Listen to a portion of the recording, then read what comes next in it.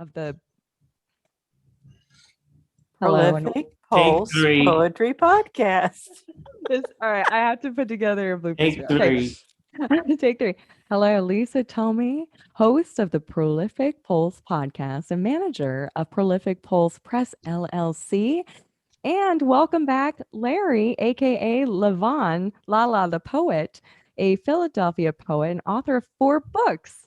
I'm so glad to have you guys on. Thanks for making time to hang out with me today. How are you? Thank Thank you. you. Thank you for Thank having you. us. Yeah, thank you. A beautiful day. It's gorgeous. Yeah. 90 something degrees. Beautiful.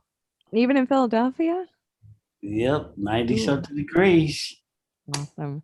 Well, I just got your book in the mail the other day. It's glossy, so you're probably picking up my ring light, but it's beautiful. It's called Silver Linings, Reflections of Life and Hope Through Poetry. Yep. And let me see if I can show the back of it. Yeah, that's not going to pick up. Guess they're just going to have to get their own copy if they want to see it. Exactly. Yes.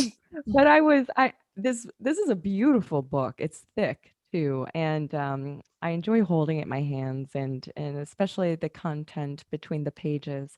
And I think it's beautiful. And can I ask, where did you get the picture for the front cover? I Yeah. actually got that off the internet through Unsplash. They have a lot of photographs on there that you can use. And so I got that off of Unsplash. Hmm. The decision to make it black and white, I think, is a good one because it's black and white, right? And then when you open the pages and you write about hope, it's almost like color happens, right? Like that's how I see hope. I see Mhm. it as light and ray. And what I found most interesting was exactly what is written on the back as I was reading these poems. The true meaning of hope and reality was complex, apparent, and sometimes gray. It Mhm. makes you, think a lot about hope and what you hope for and what it means to you and whether or not hope exists, correct? Mhm. Hmm. That's right. Yeah. And when we were working on it, it's like when I was looking at the poems, I didn't want to, I tend to be kind of a positive thinker, and so does LaVan.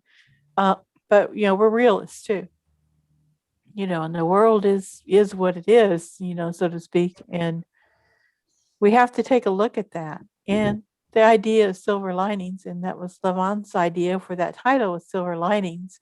Then I came up with the idea for the subtitle. Um, was to let's take a look at the silver linings and let's Mm. see what there's some gray areas in there, and of course silver is gray, and so it just Oh, all kind of comes together. that's beautiful. I hadn't made that connection. I like that a lot. That's interesting. How did the idea for this collaboration come about? Well, LaVan was talking about let's do a collaboration, and then we were kind of joking around about it for a while because we write 2 totally different ways. He writes mostly prose poetry, and I tend to write more of a form, but a free form of poetry. Hmm. But when editing LaVan's work, a lot of times I've broken it down into a form poetry to get the essence of it, then put it back into prose poetry. That's just one of the little tricks of editing that you kind of learn along the way to make sure the poem is properly structured. And he writes such beautiful prose because he has the alliteration through there. Um, you would see in a traditional poem. So, but he is most comfortable writing in the prose style, and I think it flows well for him. Yes. I noticed that as I was reading it, it was almost lyrical. There was a Mhm. beat to every sentence. So, and I've noticed that through the poems you send me on Facebook, which I enjoy. So, this is something that you just can't help but do. You are a writer. So, Yeah, yeah. Would you would you mind each sharing a poem from this book? sure. Sure. Ladies Sure. first. Well, what we did, you'll see, like I'll have a poem written by LaVan and then one behind it that's written by me in response to that. And there's one in particular that stands out. I just have to find it. Just give me a moment here. Take your But I time. think it would be good for us to do. I really happen to like it. It was one of my favorites out of the book. And then give me the page number. I'd like to follow Yeah, along. absolutely. Mm. Bless you. God bless you. Yeah, this is a pretty thick book, but I what I love about poetry books versus like chapter books, like I can digest this. I can read Mhm. one before bed and then Mhm. it's complete. I have closure. Absolutely. Thank you, Heather. Yeah. It's on page 4 for you, LaVan, if you want to read that one, and then I read the following page. Okay. Okay, and I'm gonna mute and take it away. Okay. Actions. We, humanity, meet at the destined gathering place where we discuss, reflect, and solve issues that we face as one human race. Our actions have hindered the positive advancement and caused so much pain. Despite this terrible fact, there is still much to be gained. We're in this wholeheartedly together, and it's up to each one individually to do their part to contribute to the betterment of this world and of the soul choose purpose. The key to life itself lies deep within our physical surface. Challenges are meant to test where your loyalty lies and to make or break that which is inside. You're beautiful in the most divine way and are given a chance to add to or leave a legacy each and every day. Use your time here to acquire wisdom, knowledge, understanding, love, and compassion. Become a light in the darkness, in the struggle, survival, and blessings in the everlasting journals of humanity's written and recorded actions. Okay. And mine is Gather for the Light. Yeah. We gather as one human race, ready to face the challenges. Hey, it's in the face. No ready, just getting right with humankind. Each one teach one, so they say. Whole hearts, whole souls, beautiful souls, gaining wisdom, gaining knowledge, gaining understanding, love, and compassion. Make that light shine, this little light of mine, all day long. Unwoke folks better be willing to learn. They aren't the teachers here. Yeah. Lovely. I love it. I'm doing the snaps. Okay. Yeah, I love it a lot. I took a few snippets that I really loved most from those. LaVan, use your time here to acquire wisdom, knowledge, understanding, love, and compassion. It makes me kind of rethink like, what are we doing here? And are we being intentional about acquiring these things? And Lisa, I couldn't help but think of Bob Dylan when I read that last line. Unwoke folks better be willing to learn. They aren't the teachers here. He had that line in his song about if you're not part of the solution, get out of the way because the times they are changing. Oh God, I was trying really hard not to sing. Now it's going to be an earworm. Yeah, exactly. Along with this little light of mine. I love it. I love them both. That was wonderful. I love that. Thank you guys very much. I was wondering, and this is a part of my show that I really love because I want to get to know you as people. Who is the poet behind the words? So I was wondering, what was the last thing each of you hoped for, if you can remember? It could be something big, like peace, love, and happiness, or it could be something small, like I hope my alarm clock goes off on time. But take a moment. Mm. Uh, I was hoping, that the poetry books would kick off, and the world would catch up.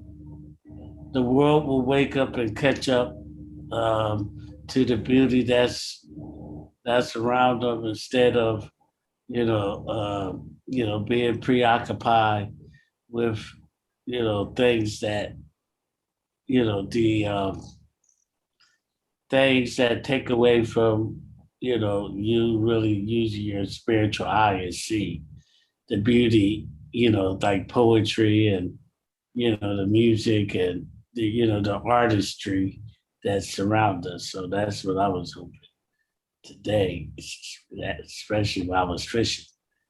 So that the poetry books would, that God would bless the poetry books and somehow, you know, magic, magically they would start to disappear in a good way. Mm. Yeah. That'll work. A lot of reflecting while fishing. I know that that's fishing is sort of a meditation like that. I get it. Yes. That's good. And Lisa, how about you? Well, I've been so caught up in technology today that if I could hope for anything good, I could be better at technology. I'm Yeah. working on it. It's a work in progress, but yeah, but it's good to balance that mind between writing and then dealing with technical stuff. I've always been kind of a two-sided brain like that. I've always kind of worked right on both sides, so I don't let myself get defeated too easily. So, but yeah, if it would technology would just come a little bit easier to me. But thank goodness for YouTube. Oh, Thank goodness for YouTube. And I would put more of the responsibility on technology, how it's been for a year with Zoom. Sometimes you would think Zoom, you would have your act together. No, no, it's great and I'm wonderful and happy for it. But always with the updates and everything. But I find that it can be hard as a creative to work with both sides of the brain like that because we get so engrossed in creating that it really is a challenge to focus more on the technical side, like putting something like this together or Zoom or what have you, building a website. So yeah, a lot of effort does go into it, but it's necessary. it is. Hmm. Yeah. Yeah. All right. I love this. Okay, some of these are kind of woo hippy dippy, abstract, and I hope you guys I hope it doesn't phase you. Let's see. All right. If you didn't have a choice and you had to time travel, whether would you choose to go back in time or forward? I would definitely go back in time. Mm. Yeah. Ooh. How far? Um, Probably back to about 1970. 1970. Mhm. Okay. I Let me ask. think, excuse me. I think I would go back to the turbulent '60s. With a time with the beatniks and join up with them and meet them and share ideals or just to be in their presence and you know in that sense to go back to where the era of the beatniks. Yeah, that'll work. You would be very good at that. Is there a specific beatnik you would like to meet? I mean, Allen Ginsberg stick out, and because I think he was but there are other ones, but I was just want to be accepted, in that as an artist and a poet in that group, and and that to me that would be an honor. That would Um, be cool. yeah, so I would Uh, go there. I like that. That's a good answer. And Lisa, may I ask why did you choose 1970 specifically? I like that time. Although my 1970, my life was a little bit shaky. However, I probably would go back and change some things, the way I approach life if I knew what I knew now. Mhm. But I probably would have done some different things, in school, and because I was in high school at that time. And I do like that period of time. I enjoyed the music, and I liked the kind of laid back kind of. I was kind of hippy dippy kind of person, and still am. We didn't have all the technical stuff that we have now to deal with. It's just, go out and live on life and life's terms.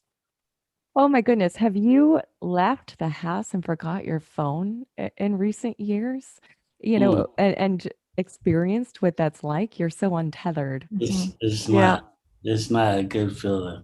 It isn't, Mhm. right? Like it doesn't matter where you are. You can be You be halfway to like, where you're going and you'll turn back and get your phone because God forbid, what if you need it? I don't know.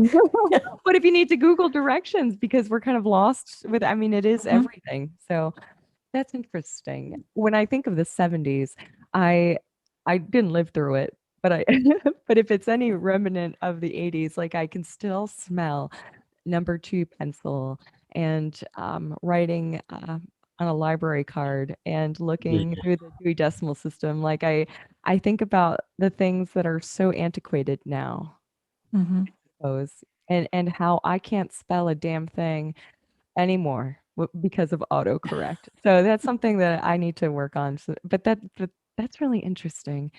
I like that. What color is hope? What color is hope? Oh, I don't know that it has a color. mm, But that kind of mother of pearl comes to mind because it takes in so many colors. it's, it's, Yeah, it's, it's kind of iridescent, sometimes I hard like to that. touch. yeah, it's colorless, but it could become any color. That's beautiful. I like the idea of it being iridescent and hard to touch in a way, almost elusive, but it Mhm. draws us toward it. That's really good. I like that. Yeah, Mm. yes. Mhm. All right. Does hope have wings or fins?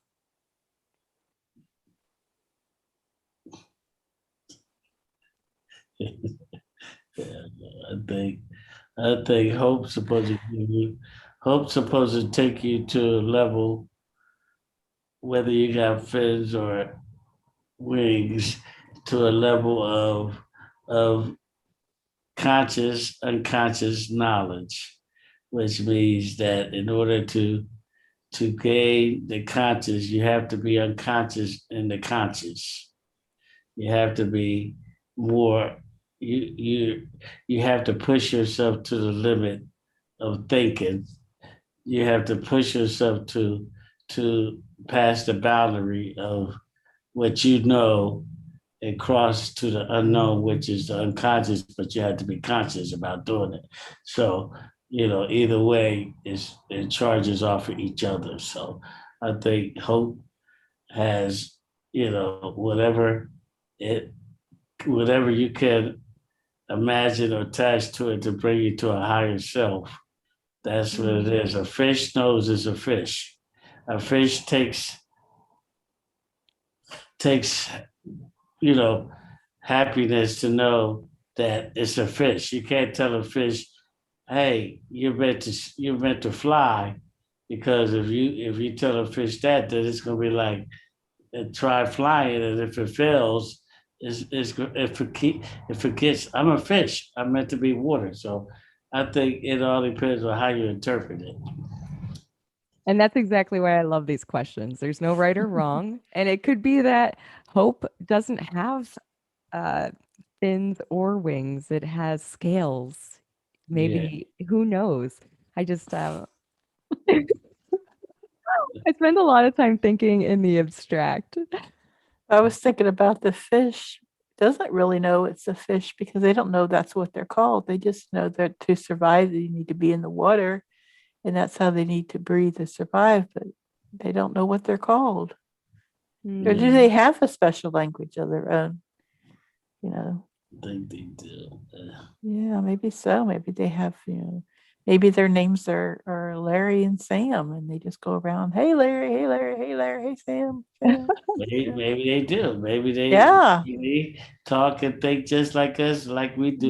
like we do on land. Maybe water. They they think. I mean, I'm not going to say they think like us, but they have a communication. They have communities. They have a world that they are a part of, and they have identification where they know the big boys, the bad boys, who to stay away from, what to stay away from. So I think they all have that in nature instinctively put into them, Yeah. their world so they can survive. So just like humans, we And have Mhm. just that. like that, a child's book is written. Do you see? Like that Mhm. was a fun exercise. I like that. I Like, we do have to wonder. And have you ever thought about asking a fish what temperature the water is? Like they probably would say, "What's water?" Because it's something that they're in all the time. They're They're in. aware of it. So anyway, I It's just really like air, it's air to them.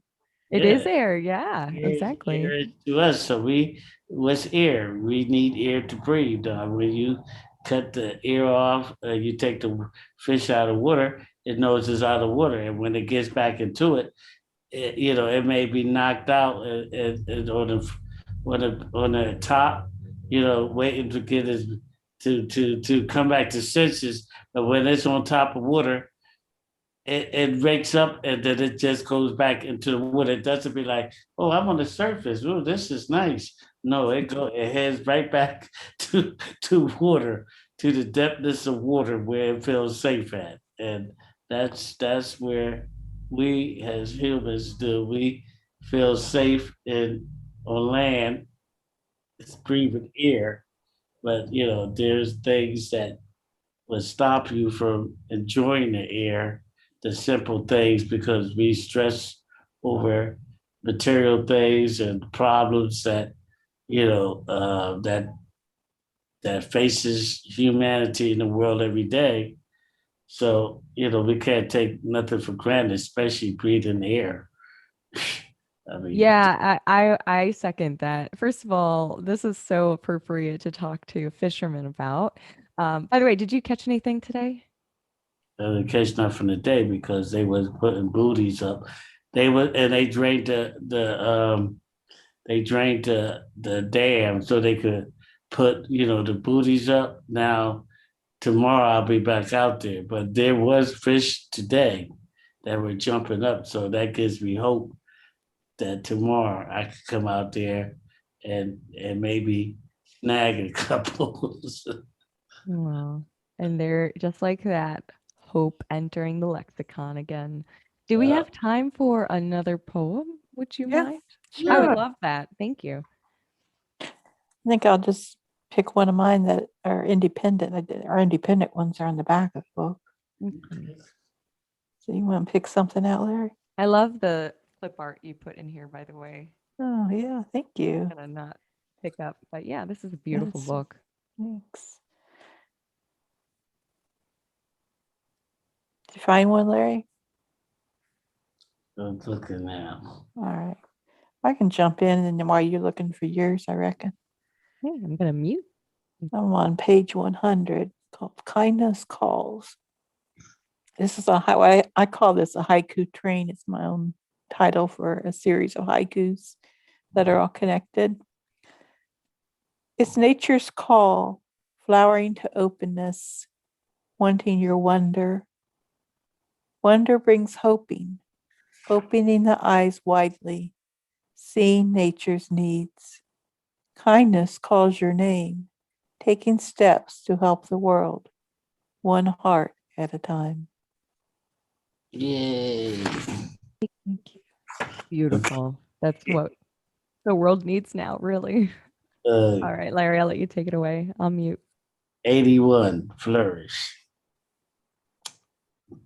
As winter reluctantly releases its grip on the world, passing the baton to spring and its process of renewal, as the warmth cracks the coldness, optimism fills the air, as flowers begin their full journey to beautify the world. For many inhabitants, it's a chance to work preparing for promoting the selfless act for the overall survival and wellness of the species. We can learn a valuable lesson from the beauty of all the living things around us for the positive advancement and betterment of the future of humanity. We must wholeheartedly prepare now so we can continue to flourish by example for all to see.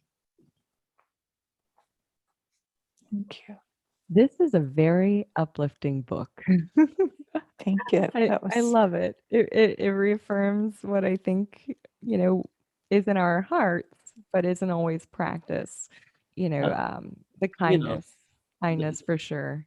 I think poetry is supposed to be uplifting and take you away temporary from reality and build your conscience. So, so you can see things unconsciously through the conscious. But the world, the way that the world is, a lot of good work like this, goes, untouched or unknown, and other things be pushed in front, the negativity. So I pray, I mean, thank you for your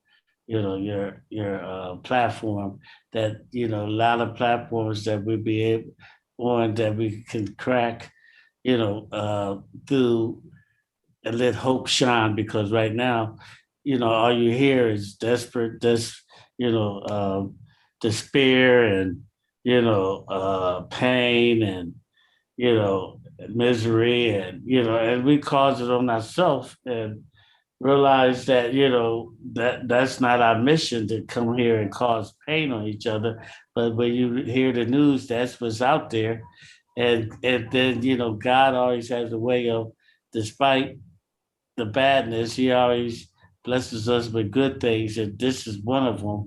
Collaboration in the poetry books, working with Lisa as your platform. So I pray constantly that, God, despite the fog of negativity and this thick, you could cut it with a knife and still not get through. But I'm hoping that his light and our light, as people such as us, we could continue to shine and through those, as you see in the front of the book, our light would shine through the clouds. The clouds would still be there, but people would see, that light breaking through and be like, okay, and realize that there is hope for tomorrow despite what is being served and what we see constantly. And, so that's what I'm hoping that through the books and through poetry that, will be accomplished sooner than later. But nevertheless, within his time, and I'm glad to be a part of it. Lisa, too. Mhm. what gives you hope? It gives me hope. Well, I mean, I'm getting at that age, Each day I can get up and live and breathe is a day of hope, that it's going to be a good one. And it is good as long as I focus in that positive note. Because you can take a good day and turn it into a negative one just by your attitude in some ways. Mm. But hope is trying to see good, the benefit in certain things. And sometimes the things as a lump may not seem too exciting, but if you look for the elements of light in those, then he gives you hope.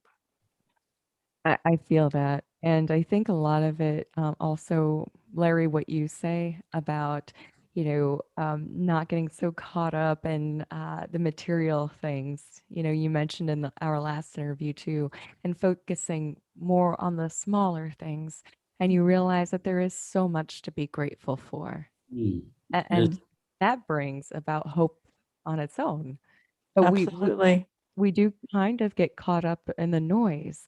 Mhm. But then Lisa, we talked about this earlier this week when I was on your Mhm. podcast about being mindful and slowing down and the effects of positive thinking. So when that's Yeah. out, I'll link it in the show notes because it kind of goes hand in hand. But Mhm. yeah, what do you? Yeah. Yeah, Yeah. I think that, and maybe I've always been this way though, so I can't really say as I get older. I'm always saying as I get older. Yeah, I should say I've always had this real simplified view of life. I never have been one who's been caught up in materialistic things. Oh, sure, I appreciate, a pretty car and a sleek car, and I was proud of this car I had one time. I used to wax it all the time. However, if I lost it, if something happened, it wasn't going to devastate my life. I think that's real important to see the value in that which is simple and basic, and our needs are being met. That's what's important. And if our needs are being met, then we need to take a look at how we can help meet other people's needs and give other people hope. Otherwise, I don't know why we're even on this earth. You know. I agreed. What is it? Otherwise, we're just here existing, just Yeah. surviving independently of one another.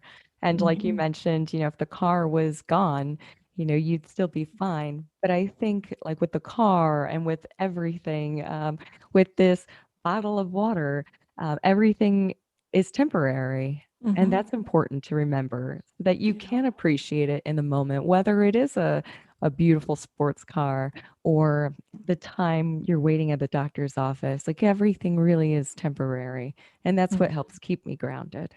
Yeah. Exactly. Hmm. Thoughts, Larry? I would say everything is earth. Everything is manifested to bring enlightenment and delight to us, to this ball of energy that we have, which is our eternal light, which God made that's never, that despite the carnal, this shell, that light is always, He made that light to last forever. And that's the whole point. The soul is forever. Everything else around you is here just to, so you can enjoy life that He figured like, oh, okay, well, then you're not going to enjoy it as a ball of energy. So, I'm going to give you hands so you can feel, how it is to feel, to see, taste, the senses.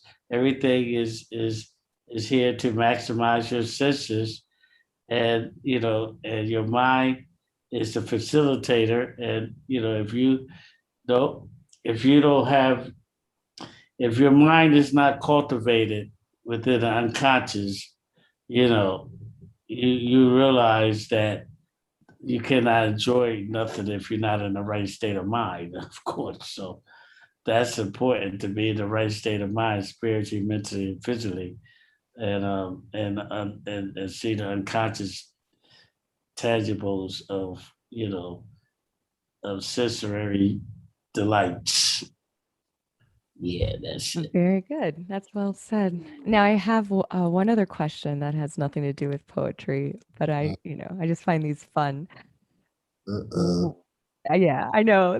Sometimes they come out of nowhere. Sometimes I'll spend hours thinking about the interview I have coming up and I already know what I'm going to ask. But what if you what's your spirit animal and why? Ow. Really? Mhm. How come? Well, I feel like it's goes back to when I was a teenager and I lost my brother, and there was an owl in the tree outside my bedroom, and it was there for me, hooting every night. And I wondered, and this has stayed with me for years, if that was a sign of my brother communicating to me. And I've Mm. always loved the owl. And, they do stand for so much. And it was also my mother's favorite. Hmm.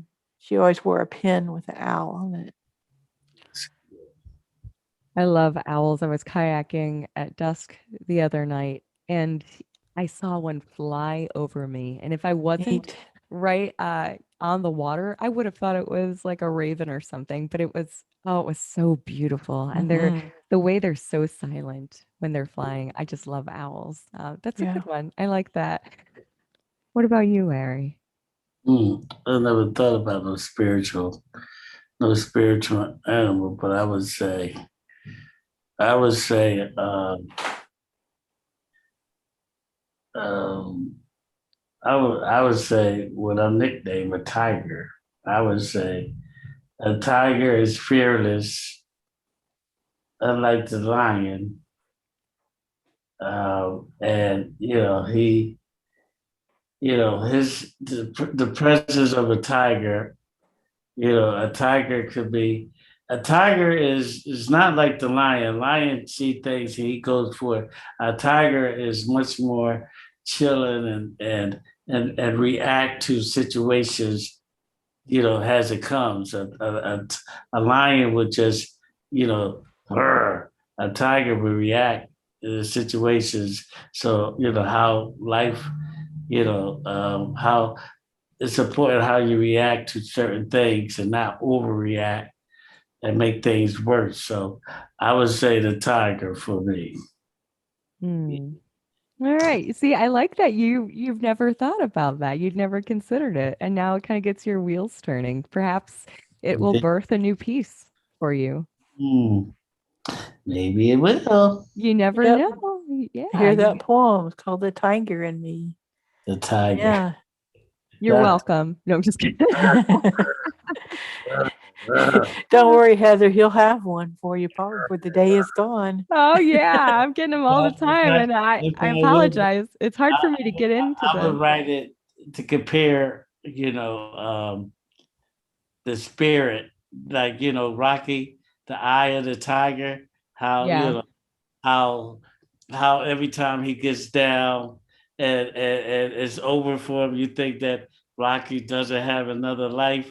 Then somehow the eye of the tiger, Yeah, his I'm music like comes the only up, one who's sang today. Oh, he gets Lisa, you're straight, next. No, he kidding. brings back and you know, so you can't count a tiger out of a fight, and so you have to keep your eyes on the prize. So that's maybe what I would rate, something like that. So yeah, it has me thinking of something mystical, and that's Mm. so it's going to be dealing with the spirit. So I think we all have a mystical or a spiritual animal that we can relate to in our spirit.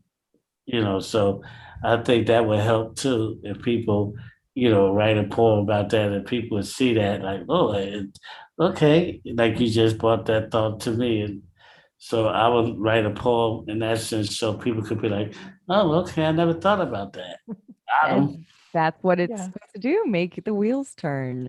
You know, Got convince 'em. your rudder to move back and forth. Where are those ideas? I know my spirit animal is an octopus, Mm, and I was watching a Netflix documentary, My Octopus Teacher. I highly recommend it. I cried at the end. It was beautiful, and they were describing the octopus, and I saw myself in it. And I feel a lot of times like my attention span feels like 12 tentacles, taking in all of these sensory things all at once. And I'm Yeah. very aware of everything. So, yeah. at those times when I am behaving like an octopus, like it kind of, I start channeling it like, I'm not being, distracted. I'm being an octopus. I can do this all at once. Look at all these arms I grew. I got it all. I'm handling it all. Yeah. So there's power, I guess, in that. Each I one of know. each one of his sensory, it has a mind of his own. So that's why it makes the octopus more powerful in awareness, because those tentacles that have those suctions on it, each one serves its own purpose, but for the whole of the octopus. So What was yeah, that? it's definitely Oh, weird. I'm that not going you? to keep you much longer. I just wanted to ask quick because we're running short on time. Lisa, what's next for you as far as your writing career and the Prolific Pulse publishing? Yes. Well, I'm working on my next book, which is going to be my second book of poetry that's just me by myself. Because I have the one, Heart Sounds, that I wrote a few years ago. And it's called Caring for Souls. And it's pretty much going to be my heartbeat book because it has some really deep poems in there about my experiences with caregiving, some of the experiences of visitation of the spirits, and it's going to be a combination, mostly of poetry, but some essay too. Hmm. Yeah, I already have the cover art completed. I'm just working on the internal art and pretty much have all the poems together and the essays. So When it's it'll released probably be late in the year. late in the year, share the link with me. I'll be happy to put it in the show notes. That would be great Okay. for people to Mhm. have handy. I'm looking forward to that. That's exciting. Thank you. Yeah, Larry, I'm sorry. Are you still on the phone, Superman? No, I'm Oh, fine. okay. What's next for you? Yeah. Can I call you back? Because I'm doing a Zoom call. So can I call you back? Yes. I feel like you lied to me when I Uh, asked you, but there's no way to prove it. Look, I'm about to receive do another job and I'm processing. So the next for me is to come up, start working as soon as possible. That's a blessing.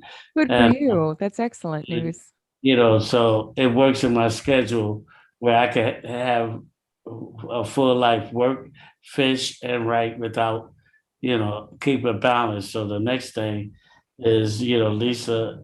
I mean, I have plenty of work, so we're after this month we're gathering the fifth book. I say five books plus the collaboration, and then the other two collaborations that I'm a part of. So technically, I'm a part of with the fifth book coming out. I think 7 to 8 books so far this year. So Wow. it hasn't been a year. It's been, I didn't realize how many books. I mean, it wasn't like over over a period of time. It's just not even a year. I started working with Lisa, I think in August of last year, and here it is. We're about to do. We got 4 books and a collaboration, and I'm involved with other books.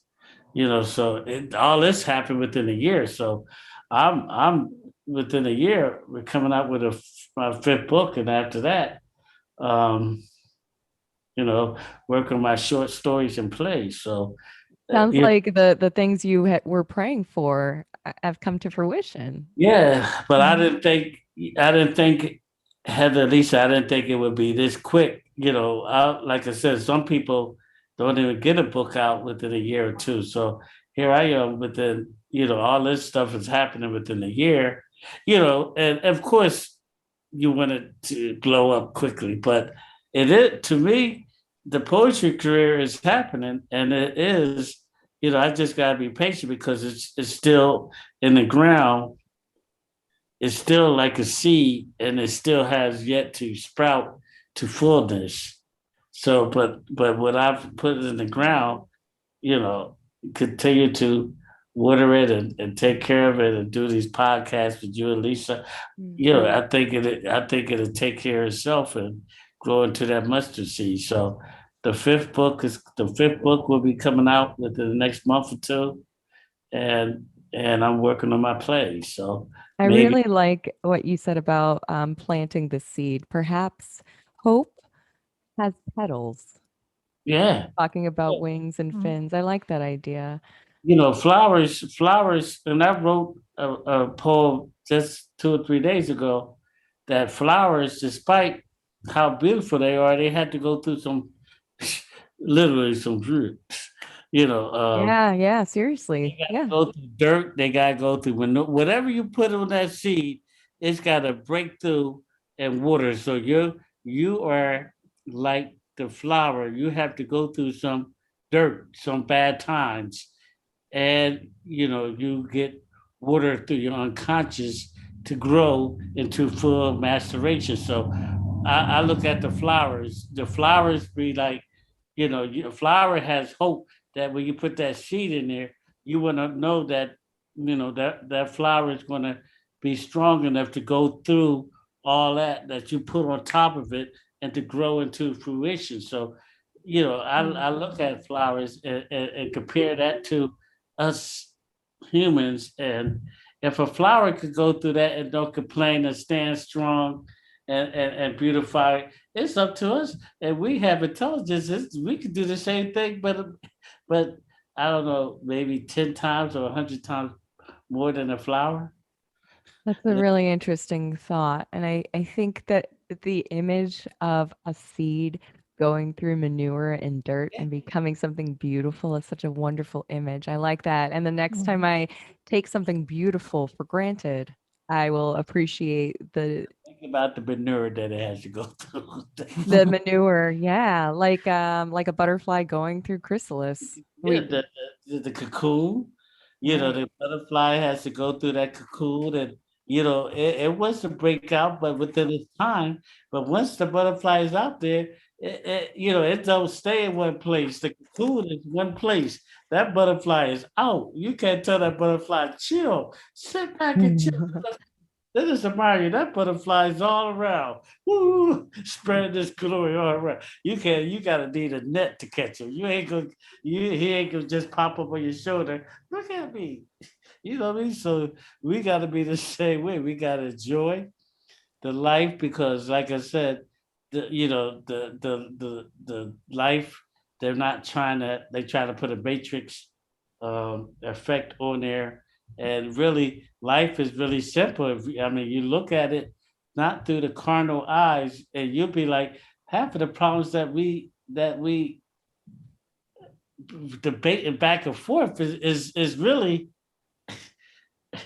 have simple solutions. Just instead of hate, love. That's like it's easier to love than hate. Like really, like, and a lot of these problems, you'd be like, damn, like really, I Mhm. wasted that.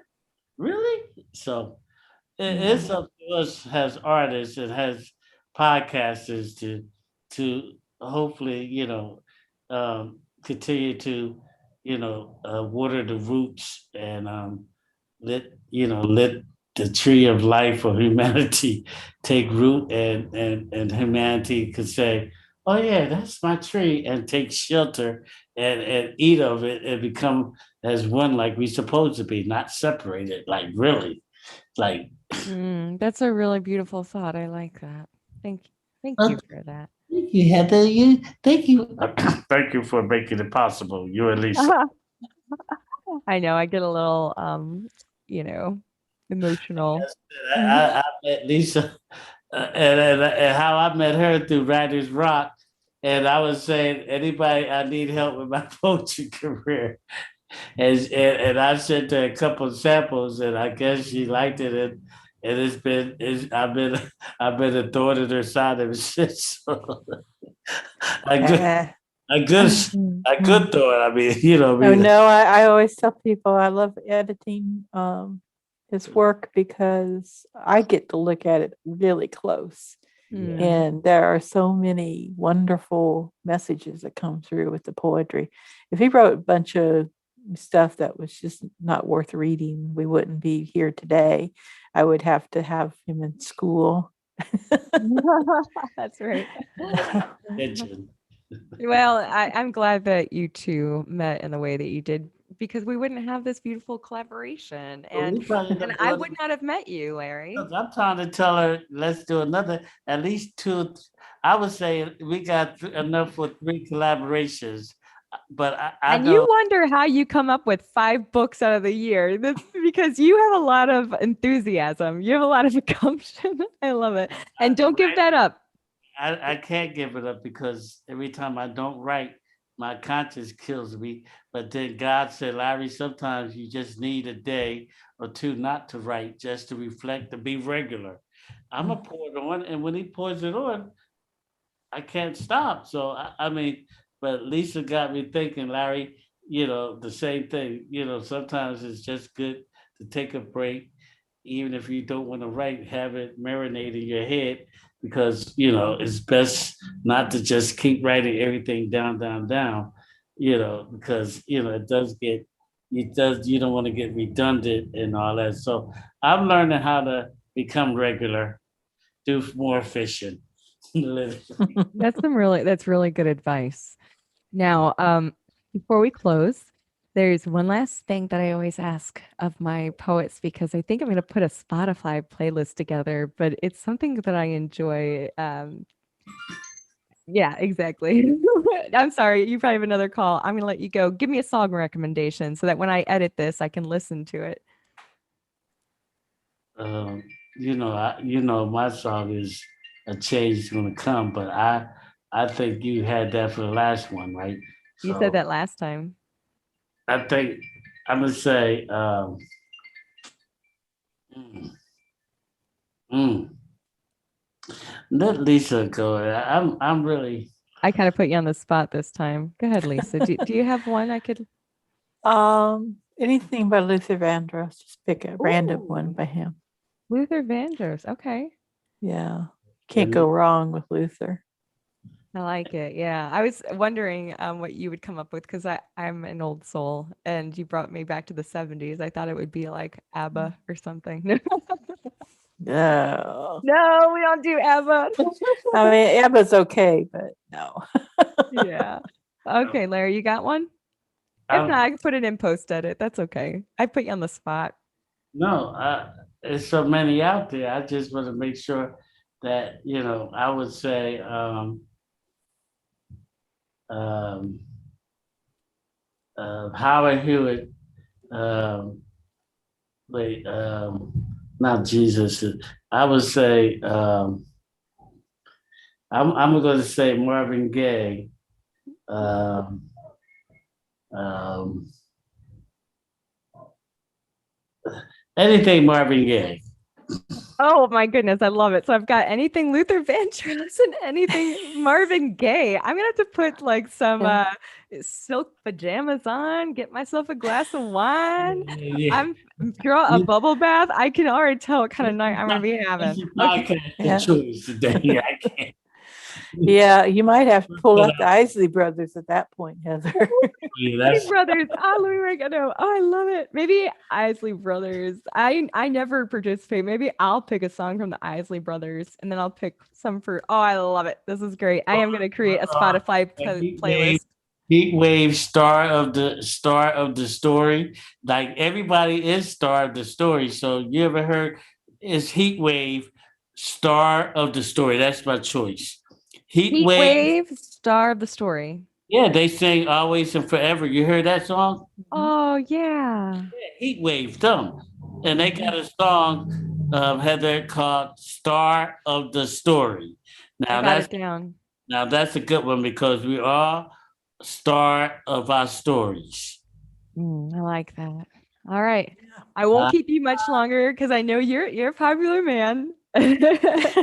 But thank you guys for taking the time to hang out with me, and I really appreciate it. It's very humbling because anytime anyone is willing to take time out of their busy schedule and let me pick their brain and share their work with me means a great deal to me. So thank you so much for coming, and I hope we get to do this again. Look, All right, thank you, Heather. it doesn't come without invitation to breakfast or dinner. So We already discussed this. You're coming to North Carolina, and Lisa and I are taking you to barbecue. yeah, that's There it. you go. I'm a Go get vegetarian, some so save your barbecue. coleslaw, and I'll have the coleslaw, but we'll hook Well, you up. I'm looking forward to that this summer as soon as possible. Okay. All right. I'll talk to you real soon. All right, thank y'all. Bye.